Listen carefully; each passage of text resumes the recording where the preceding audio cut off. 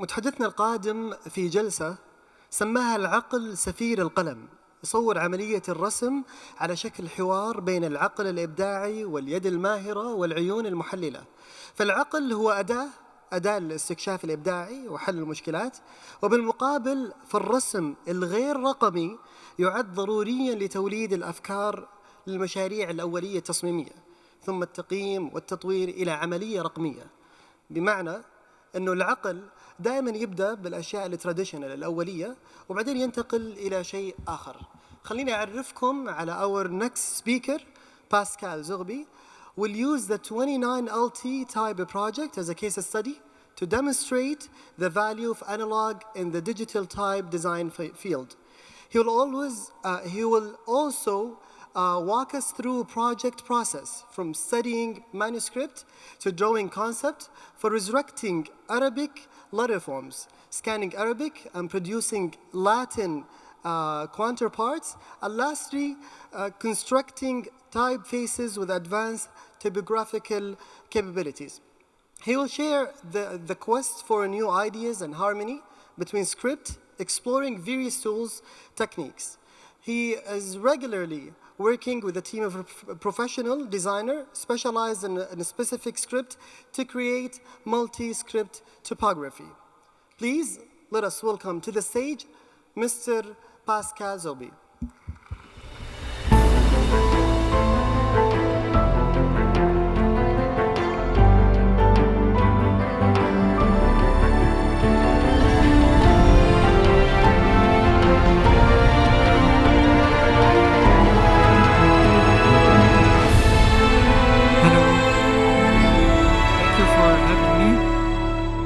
Happy to be here today, and nice to see you in real, not on a screen.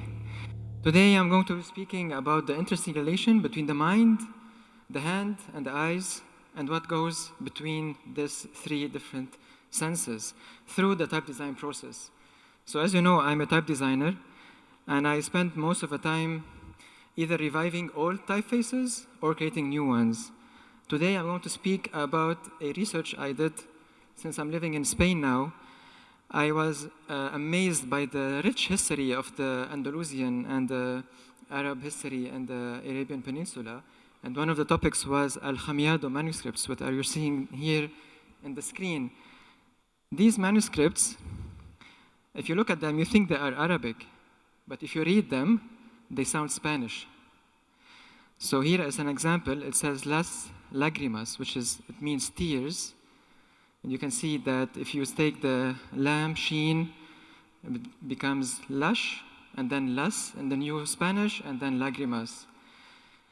I will not have time to go through all the investigation with it, but we looked at so many different pages. These are some of them. What is amazing about these manuscripts is that they are very vernacular. They're not as neat and as perfect as other manuscripts that were done by master calligraphers. These were more done by common people. And you can understand that when we are looking at these manuscripts, we are trying to understand these people, what they were doing or what they were thinking when they were writing this kind of manuscripts. And it's the idea, again, of analog that feeds into the digital. So here are some examples. Here are some examples of the letters that we took out from the manuscripts to understand these kind of letters. And then we need to analyze why they were written in this way for us to understand how we can digitize them in our modern day life. And of course, this is, again, the process of the connection between the eye, the hand, and the mind.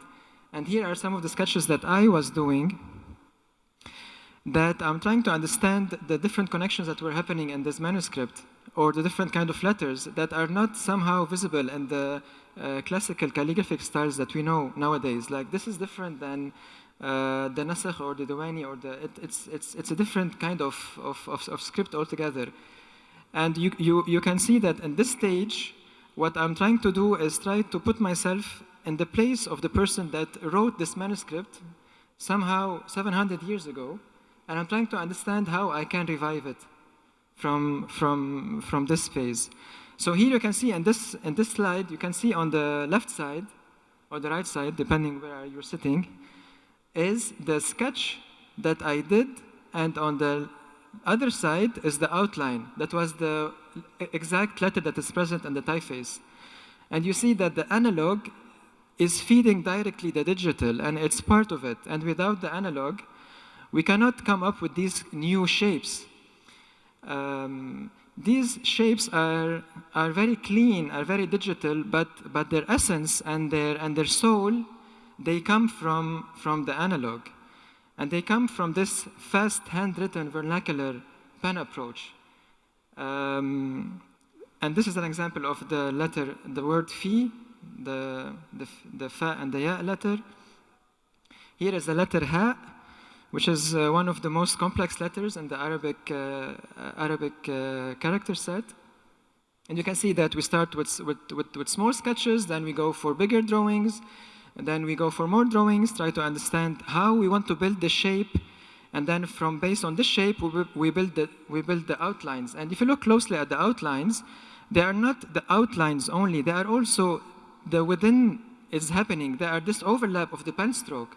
So even when I am on the computer and drawing by the pen, I'm still thinking of how the pen is moving in my mind, and I'm translating it into the digital version, which is clear here in the letter ha. Before, it is outlined in this shape.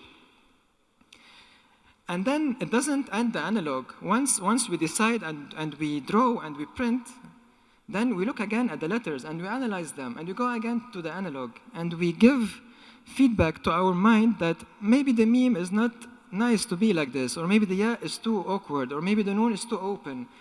Or what about making the ha closed? Or what about making the waw with a longer tail? So the process between the analog and the digital and the type design world is very basic. It's a process of going back and forth and understanding what we can fix until we get to this ultimate form. Here is the final set of Oscura and Ocaso. These are two typefaces. Ocaso means sunset or dusk, and Oscura means dark. And we did at the end two versions, one which is more based on geometry, and one which is more based on the cursive approach, because we found that these are the two main parts of the script. You can see that they have the same feel and character, but one of them is more angular and the other is more organic or more fluid. So here in close up, we have the scene, the organic scene, and the geometric one. We have the jim. Here we have the word damir, and we see how the dad meme ligature works, or the difference between the two scripts, the organic one and geometric one. Here we can see all the weights. So we work on the script, and also at the same time, because we're living in this multiple culture, and also because since this script was built even in Andalusia, there were different cultures also living together. There were the Christians and the Muslims and the Jews, and all of them, they were living together. And there were two scripts. There was the Latin and there was the Arabic. And also Al-Hamiyah is written in Arabic, but based on a language that came from the Latin script. So it's always this mix of cultures and language, which is super interesting and super nice. So I have to collaborate with a Latin type designer called Linda Hens. And also she went on the briefing and on the design to understand what would be this Latin part that will echo this interesting Arabic typeface that I was doing. And she started sketching, and see here her very rough drawings and sketches made by basically the pen. And then we put the outline on top of it, and you can see that indeed the analog again fed perfectly the digital. And if you put the digital on top of the analog, of course it's not exactly the same, but they have the same essence, the same spirit. Here is the other A. Here we can see the G. Here the final shape of the G. So to go from the very rough sketches to the very final outlines, it takes weeks or even months of work. It's a very patient kind of work. And in the past times, type design used to be a craft. We used to be like drawing type and cutting it into certain shapes and making it into metal, then printing it on paper. It was so mechanical.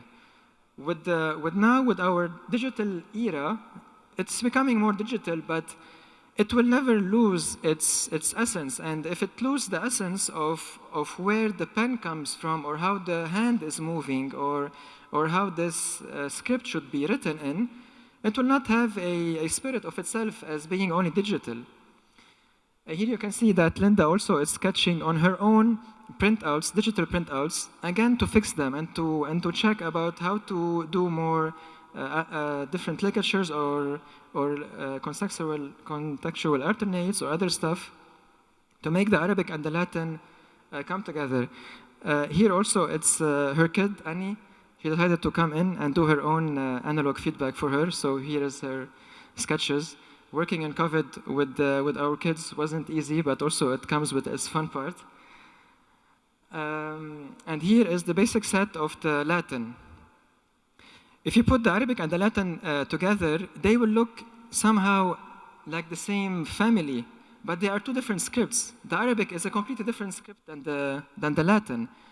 But because Linda and I work together trying to answer the same brief, the same design brief, but from two different scripts, we managed to come up with the idea that the Arabic and the Latin, they have the two forms, the very rigid geometric forms and the organic forms. You can see here the A geometric and the A cursive and the A open counter and close counter. This is a bit detailed typographic, but visually it's very clear. And again, we have to build the family, we have to build the weights. And then we were still questioning, like, Linda and I were still questioning, like, how can we make the Arabic and the Latin come even stronger together? And how can we even make the Latin echo more the Arabic? Like, we want to do most of the time, the Arabic fonts are done based on existing Latin typefaces. And our philosophy at 29 Letters, to do Arabic and Latin from scratch that come together. And not even that, even to push it even further, to make the Latin even answer to the needs of the Arabic in some cases. And in this case, we noticed that in the manuscripts, some of the letters were being elongated horizontally, like the kaf, the sad, and other letters. They were elongated to fill the space. And this is common in the Arabic script. And also we use kashida, as you all know, when we have justified text. But here, we wanted to make this idea even further, and beside the kashida, we wanted to add the idea of the expandable, of the wide change of the letters. And we used the latest technology, which is the variable fonts technology, which is still a very young technology, to answer to this very old analog way of writing a certain kind of manuscript to fill a certain script. So again, here we go back to the idea like this jim, for example. It is stretching from being narrow to being super wide using the technology of variable font. And here you can see it in this script. So it is from thin to bold and from, not condensed, from normal to wide. And this also applied to the Latin, which comes later. But here you can see that we didn't apply this technique to all the letters because not all of them can be expanded. Only the ones that have a counter, and not only a counter, which has a close counter and it's horizontal. So for example, the sad and the tah and the belly of the ayn can be expandable. But for example, the meme and the ha and the waw, they cannot be expandable because if we expand them, they will lose connection with the essence of these manuscripts, and it will be just an expandable letter. So again, we were keen on only doing what was right and not applying the same technique on all the letters. So here you see the word al-khat handasa sa'ba. Without this is all fixed, and here you can see that we used the two techniques. We used the kashida and we use the elongated letters to allow these three words to be aligned perfectly.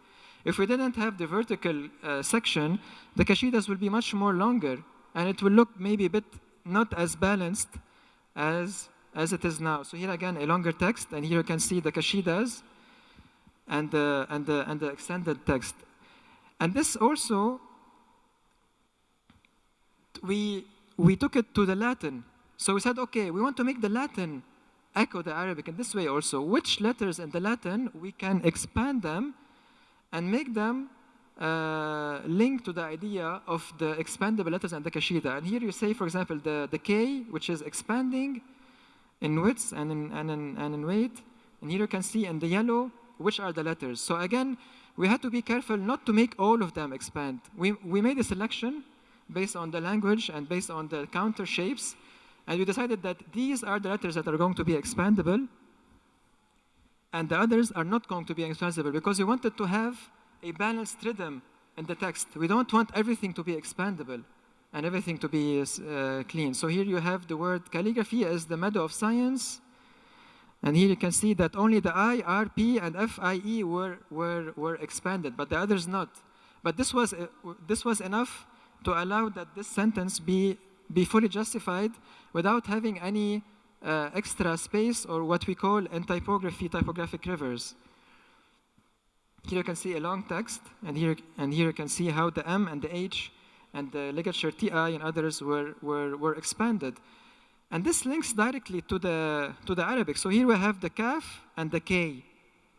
So we have two scripts answering to the same design brief, using the latest technology in type design, and inspired from the analog work that was done hundreds of years ago. And here are both of them together, and you see how harmonious they are together.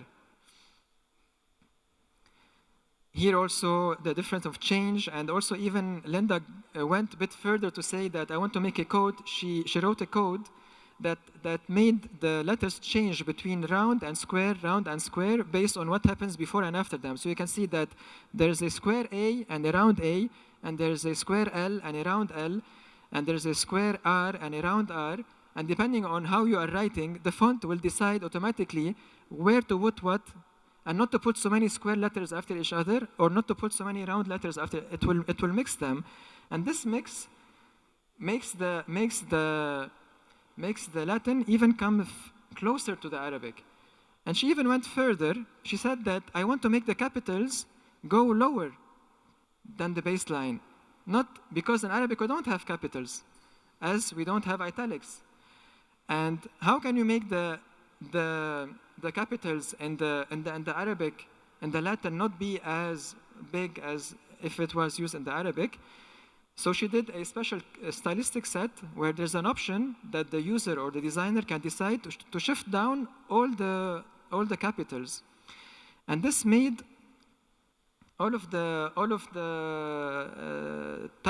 these type options make it easy for the person using the typeface to pick and to choose what best fits the project that he or she is working on. But to do that, we ended up doing a lot of ligatures, a lot of stylistic sets, a lot of coding, and then here you see all of the character sets. And at the end, we even looked again more about the manuscript, and we inspired from even more ligatures, and we tried to add them, but we couldn't add all of them. And at the end of it, and after making all, this is like only like a teaser of what would be the coding, but there's a lot of coding and little got of this digital work that we cannot speak about in this talk. And the character set at the end for Ookasoo and Oscura ended up being more than 2,100 for Ookasoo and 2,600 glyphs for Oscura. And this is for one typeface, and it took us 2 years to work on it. Of course, not 2 years constantly working 8 hours every day. 2 years in the confinement and with the kids at home and with being parents and cooking and all of this. But it took 2 years. And at the end, this is the typeface that you last see. So this is Ookasoo. And this also is Ookasoo. And this is Oscura, which is more the cursive one. And again, it says the pen is the envoy of the mind. And again, we go back to the idea of the pen, and the eye, and the mind, and the analog and the digital. And I would like to say that it's very important as students and as experienced professionals to always keep the pen and the paper on your desk, in your everyday work. Never go directly to digital, or never start any project directly on a screen. Do it first on a paper, and evolve it, and evolve it, and evolve it, until you really exhaust all of your ideas on paper, and then go to the screen. Because then it will build much more better your project, and it will make it much more stronger as a concept and as a creative part. And if you're interested to know more about 29 letters, there's some booklets in the gift shop. There's 2 nice booklets about our philosophy. You can get your hands on. You can get your copies from. And also, I have with me some small pamphlets, posters. So now on the break, if you're interested, come speak to me, and I can hand you one. And thank you for listening. Thank you for Ithra, and thank you for all the team.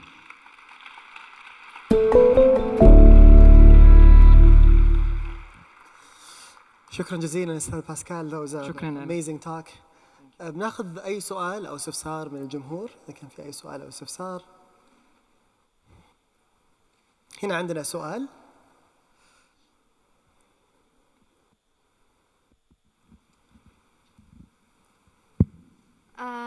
Can we download the fonts? The fonts can be downloaded from the website. They are not All the open fonts? source. All the fonts? Yes, the fonts are available in normal format and in variable font format from our website, 29lt.com. Can you make courses to how to design a font? Tomorrow we have a small masterclass of Workshop? 3 hours. If you can join, if there's still seats. And I would recommend, if you're interested in doing type design, to search for like proper master programs and master design and type design, because it takes time to learn usually it takes 1 or 2 years if it's full-time or full-time or part-time. And you have to be very patient. You have to be very in love with letters, and you have to be very dedicated to your work, because if you don't have patience, you will not be able to create 2,000 letters or work 2 years on one project, and it will not work. So you have to really love letters and be patient and be passionate. Great. We'll take another question from the other side. Do we have any question? No. Yeah, we have a question from the same side here. Hi. What made you want to uncover and explore ancient typography? Sorry, what? What made you want to uncover those ancient types and dig them up? Yeah, because as I was explaining that 29 letters, which is what I founded some 15 years ago. My main idea is that most of the typefaces, or what I want to create as typefaces, they should be based on a certain research or a certain topic. And most of the fonts, if you go to the website and check them or get the booklets, every typeface comes from a research. And this one came from, because I was living in the Middle East, I was living in Lebanon and Dubai, and then I moved to Spain. And when I moved to Spain, I started reading more about the Spanish history, about the Andalusian history, about the Arabic presence. And there were so many topics, and one of them was this topic, the Al-Hamiyah topic, Al-Ajamiyya بالعربي. I fell in love with these manuscripts because they were so different. They were so they were a bit alien at the beginning. They were a bit alien to my eyes because they were not as any other manuscript I saw before. They didn't have this beautiful calligraphy and this perfected letters. They were very coming from the real word, vernacular work back then in Andalusia, and I was amazed to work on them and to try to make this modern typeface out of it. Of course, it's not a real revival. It's an inspiration. So I put my own interpretation into it, but there was a base for it. So my answer is that because I would like to have a research for every typeface I create. Lovely. Thank you so much. Thank you. That's amazing, amazing that. And with this, we would love to have more time for questions, but unfortunately we have a limited time. But you know, Mr. Pascal is available, and he would have. We can speak after. I cannot say no to you. He really wants to have question. So let's have just one more question. Sorry about it. Just to make it clear for us, if I go to the document and I want to add your font type, Yes. how many font type by this job you created? For this project, Yes. for this project, there's two typefaces. One is called Ookasoo, one is called Oscura. Each one of them have 7 weights, but Ookasoo and Oscura also they come in a variable font. If you know the new technology variable font, it comes with like this ability to change the weight and the axis and indefinitely. So, but I think it's not yet supported by Word document. It's supported by like Adobe InDesign and on the web, like web fonts. It's still not yet fully supported by all the applications, but on the web it's fully supported. So what's not clear for me at least is how many font types now. I mean, you mentioned 2,600 or something. No, how many font types you created? No, the 2,600 figure is the number of glyphs, which are like different forms of the letters in one typeface. Like the alif, ba, ta, tha, jim, ha, kha, and the A, B, C, D, and all the ligatures like lam, mim, lam, ha, and the ly, and then the punctuation. This is not the number of fonts. This is the number of glyphs that are present in one font. Yes, one.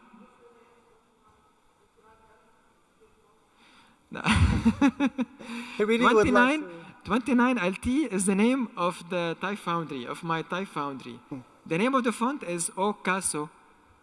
Okay. Yeah, and the other one is called Oscura. But there's also so many other fonts in our collection. We have more than 30 different kind of fonts or type families Amazing. that Thank are you so much. multi-script. Thank you. Thank you so much. This is how much he loves to see your. He wants to use your. Thank you your for- font. Thank you so much, Mr. Pascal, for you know the enriching lecture. Thank you so much. Really Thank you. appreciate it.